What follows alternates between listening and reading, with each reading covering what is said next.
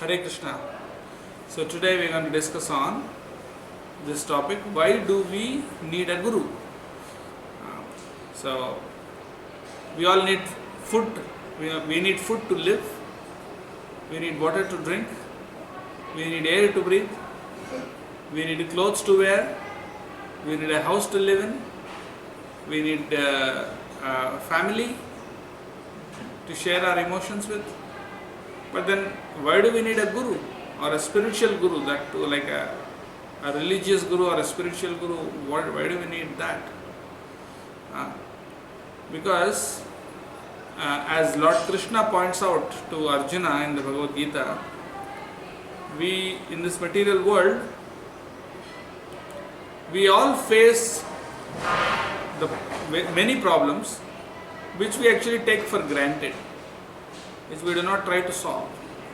What are those problems? Major problems, like say death. Death is a big problem. Bigger problem than death is actually that we don't think enough about death. In other words, we take these problems for granted. That means we don't really worry about it. We think, oh, it happens to everyone, so what? But did we ever ponder what is death? What happens after death? Do we still continue to live? Where do we go? What what kind of destiny awaits us after death? And why do we have to die before that? And then many other problems like old age. We all grow old. Why are we forced to grow old? I don't want to grow old. We want to remain young forever. But our bodies grow old and weak. Why does that happen? We have disease. Why do we get diseased?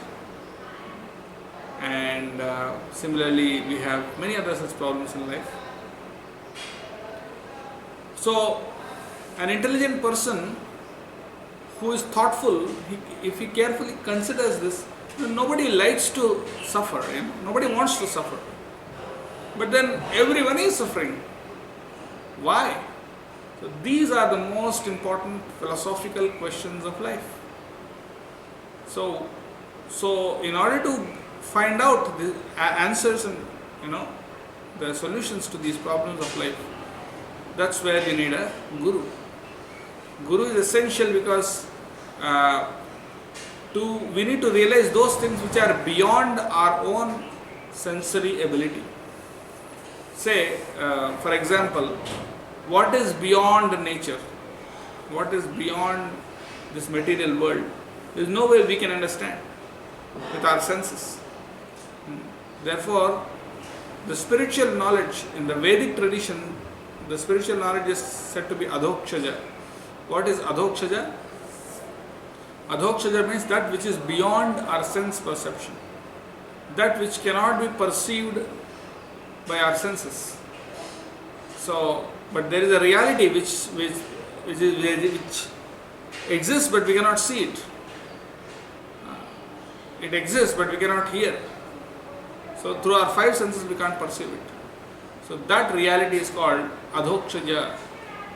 And in order to understand that reality, you need someone from there who has seen that, or who has experience of that reality, the spiritual reality, to come down to our plane and to give that reality, that knowledge to us. So that is the role of a guru. So if someone is fallen into a deep dark well, and there is another person also who has fallen into the well, how can he pull you out of the well? Because he himself is in the well. He has been trying himself to get out of the well for so long, and he was not successful. So you need someone from outside the well to actually try and help you to get out. So similarly, we are in this material existence. So and we have no knowledge about what is beyond this, about the spiritual reality. So you need someone who has that knowledge and experience to come down to our level and to pull us out. So the point being that how do you recognize who has that knowledge? And what does the scriptures say about that? Lord Krishna says in the Bhagavad Gita to Arjuna, Tadvidhi pranipatena pariprashnena sevaya upadekshanti te jnanam jnaninas tattvadarshinaha. That means we need to surrender to a self-realized soul and accept him as Guru. Pranipatena means you need to surrender to him. And then pariprashnena means you need to inquire from him submissively, humbly. And then sevaya means you need to serve him. Then, when these three things are in place, then that Guru will be pleased with you and he will impart that spiritual knowledge to you.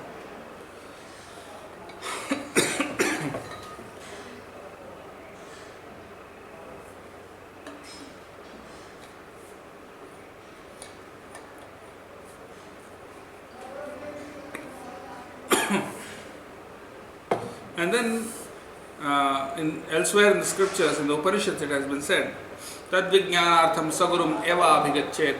In order to get that spiritual knowledge, you need to approach a Guru. And what are the qualifications of that Guru? Srotriyam Brahmanishtam.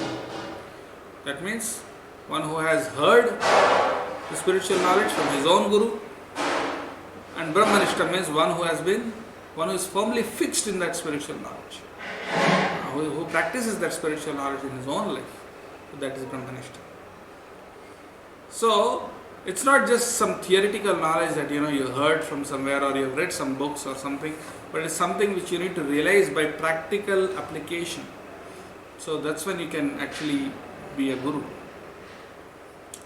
And it goes on to say that in the scriptures, that even if you travel for millions and millions of years at the speed of your mind, you still can't fully realize the absolute truth. Absolute truth is so inconceivable and beyond our imagination or perception that even if you travel for millions of years at the speed of your mind, you still cannot reach it. So, and Lord Krishna also explains in the Bhagavad Gita that this is the king of all knowledge, Raja Vidya. The king of all knowledge is spiritual knowledge, is knowledge about God, knowledge about soul, knowledge about the purpose of life and our role in this world. And then we should not think that this is something which you only need to know maybe when you are retired or before you die sometime, maybe you need to think about it. But why do I need it now, today? Because we face different problems in life, not only at the fag end of life, but even now, even today. What kind of problems are these? We face many perplexities. We need to know what decisions to make in life, what priorities to have, what goals to set. And when you face challenges and problems on the way, how do you solve them? How do you tackle them? With what consciousness to work? So these are all perplexities. We all face perplexities in life. In the Bhagavad Gita, Arjun also faced similar perplexities. He was there to fight this battle, but then he saw all his relatives, his grandfather, his guru, his friends and his brothers and all sorts of relatives standing on both sides of the battlefield. And he didn't want to kill any of them. And now he is on the battlefield and therefore the enemy is ready to kill you.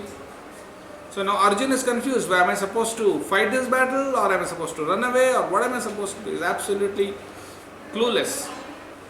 That's when he surrenders to Lord Krishna and he accepts him as a guru.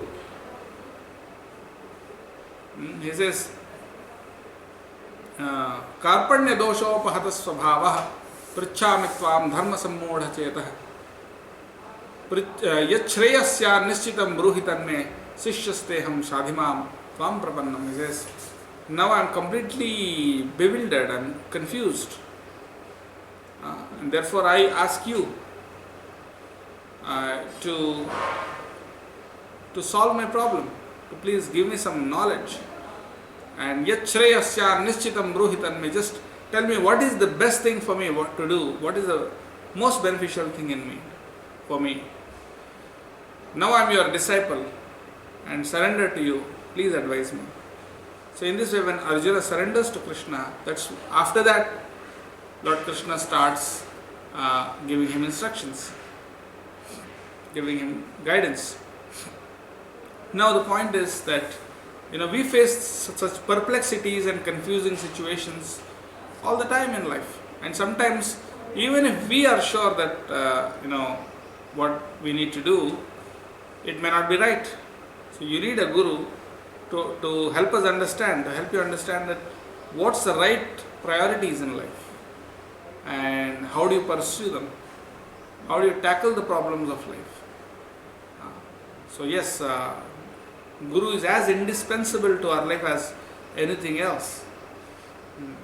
In fact, it is said that only in the human life you have the privilege of having a Guru, because the animals and other species of life, they cannot appreciate the importance of Guru, obviously, because they have no spiritual knowledge or inclination or ability.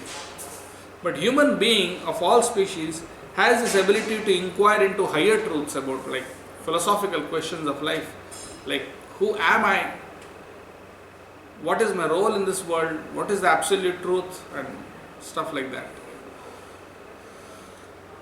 So every species has parents, every species has food to eat, every species has arrangement, nature's arrangement for procreation and all the other necessities of life, and even humans have that.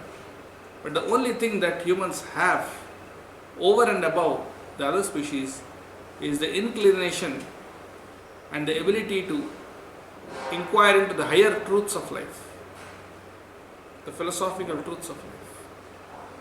And therefore, yes, Guru is the greatest necessity for a human being. Now, what do you need a Guru for? We have discussed that, but what attitude should we have in order to approach a Guru? That's what we are going to discuss now.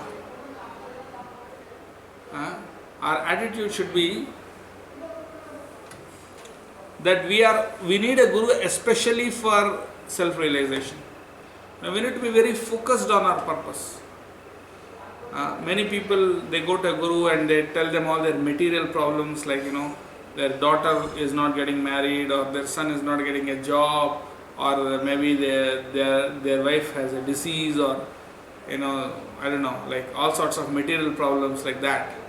So they go to the Guru and ask for some solution for such kind of problems. And the Guru is not meant for that kind of stuff. He is meant for a very specific purpose, that is to help you achieve liberation, to help your soul specifically. So when you go to a Guru, you should be very clear on why you want to approach him.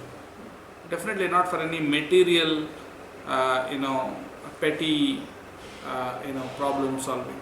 You need to, yes, Guru is meant for solving the problems, but what kind of problems? Not your monetary problems or stuff like that. The biggest problems of life, like the problem of anxiety, the problem of suffering, the problem of attachment, the problem of lust, greed, anger and stuff like that, and ultimately the problem of death, the problem of ignorance. That's what Guru is there to solve, not like your $2 problems and all. So we need to approach a Guru for that kind of spiritual knowledge, and only for that purpose, and not for some kind of prestige or fashion, just not because it's fashionable and at the spur of the moment we are inspired to take a Guru and then we forget him after a few days. No, you need to be very committed to spiritual life. Now once you are accepting a Guru, it's a commitment. You need to really take his instructions seriously, take his advice seriously, and you really need to stay committed. not just for some time, but for your whole life.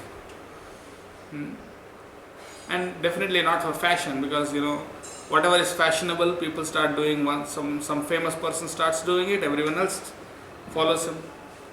uh, like uh, like the mob culture, like everyone is doing something, so we are also doing the same thing. No, it's not just because it's fashionable to have a guru, but because we really need a guru. We are really serious about our spiritual lives. Now, who is a guru? How do you identify someone who is a guru? It says, uh, first of all, the most important qualification of a guru is that he is a transparent via medium. Guru is supposed to be a transparent via medium between us and God. Sorry, between God and us. What is a transparent via medium? Transparent, the word itself says that it is transparent. It allows the flow of light. In other words, a guru is someone who transparently transmits the message of God as it is to us, and whatever service we offer, whatever worship and service we offer to the guru, he accepts it and he transfers it as it is to God. So he's not like opaque. He doesn't just take our worship and keep it to himself, nor does he change the message of God or the word of God to suit his own purposes. He's very transparent. That's the first qualification. And the second qualification is that just like your spectacles, we wear specs. Why do we wear spectacles? Because we want to clarify our vision. So a guru, he brings God closer to us, or he brings us closer to God so that we can see God clearly. In other words, he helps us to perceive the truth, just like our eyeglasses or spectacles. And then in one of the Upanishads it says that the qualifications of guru is Shrotriyam Brahmanishtam. Shrotriyam means he must have heard the spiritual knowledge from his own guru.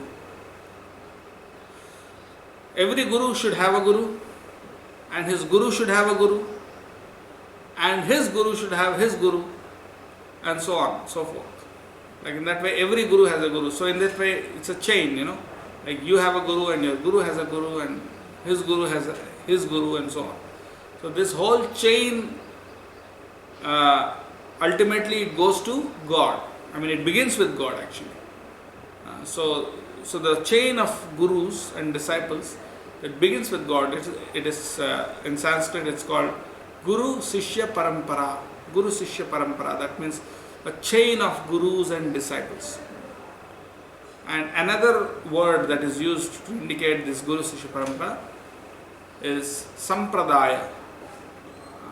So a bona fide guru should be in this parampara or sampradaya to be bona fide. Just like it's there in any stream of education. Like you want to be a lawyer or a doctor, you just can't sit at home and maybe read some books and become a lawyer just like that.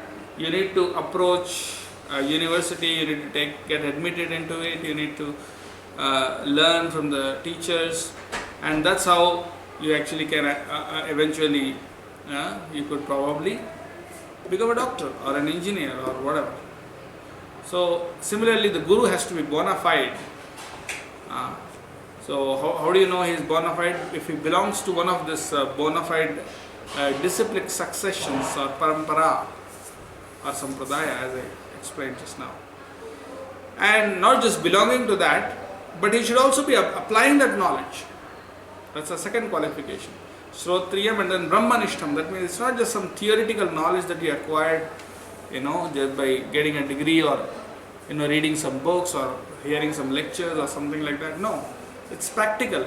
You need to have applied it in your own life, and you need to have realized it, and you need to be completely experienced in that, in the process of application. And that's when you realize that knowledge, you become qualified to be a guru. So yes, these are the two qualifications. He should have attained knowledge from his own guru in a bona fide guru shishya parampara or disciplic succession. And the second qualification is he should have applied and realized that knowledge in his own life. So these are the basic two qualifications. But then how do you realize, how do you know, how do you recognize if he has these qualifications? Of course, you hear from him, you ask him questions, that gives you some idea. And then he should have some symptoms, some symptoms. What are those symptoms?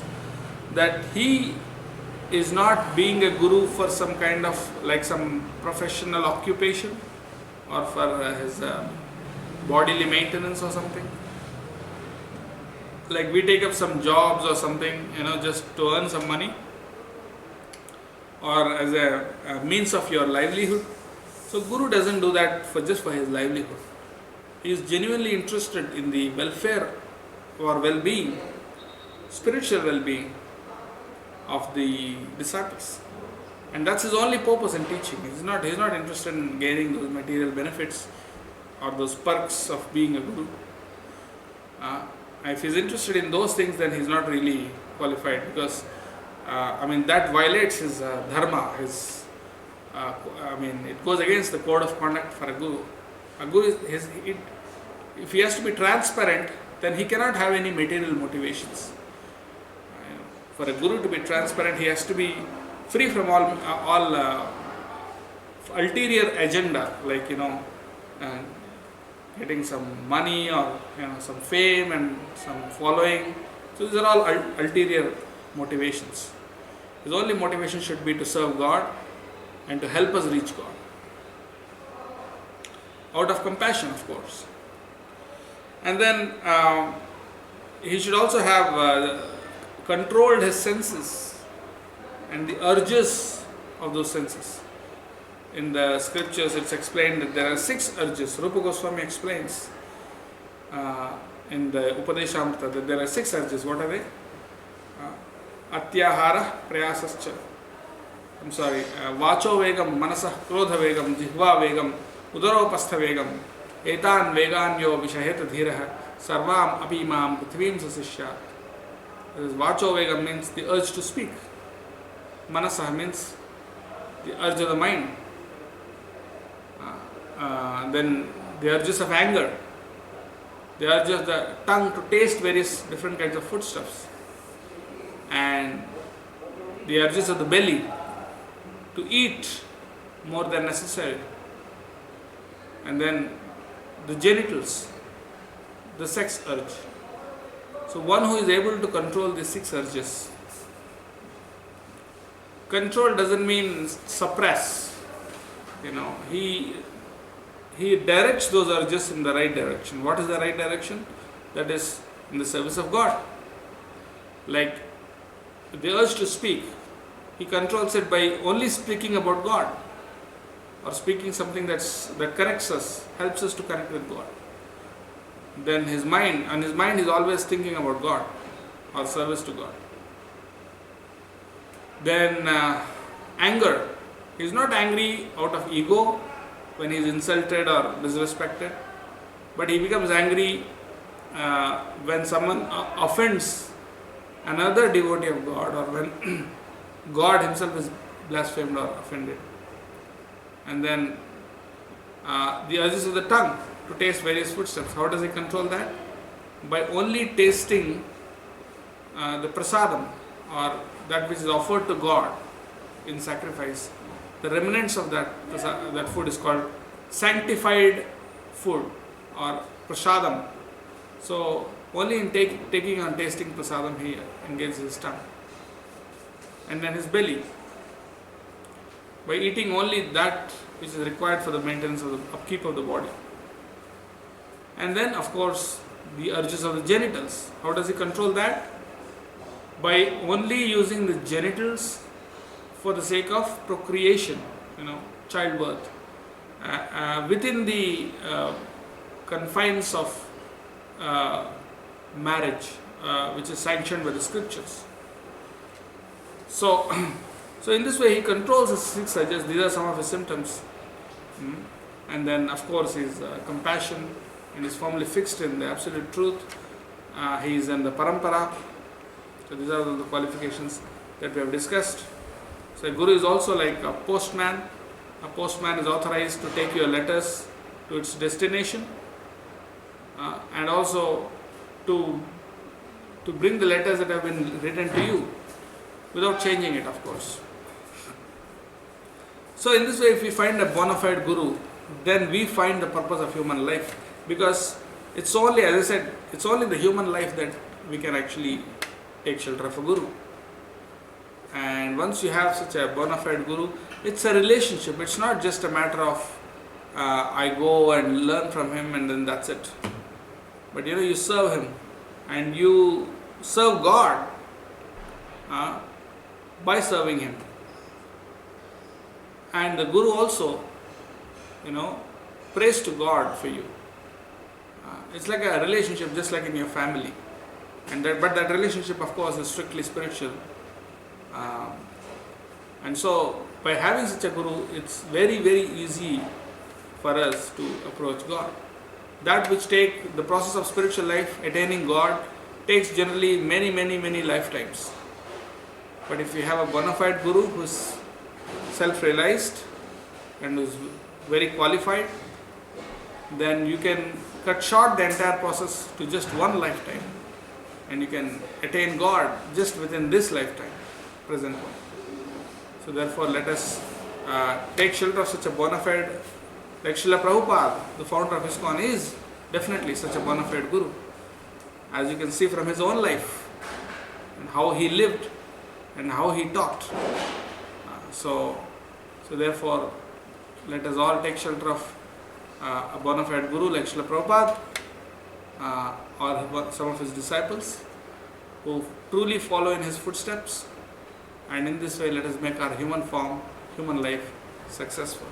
Thank you very much. Hare Krishna.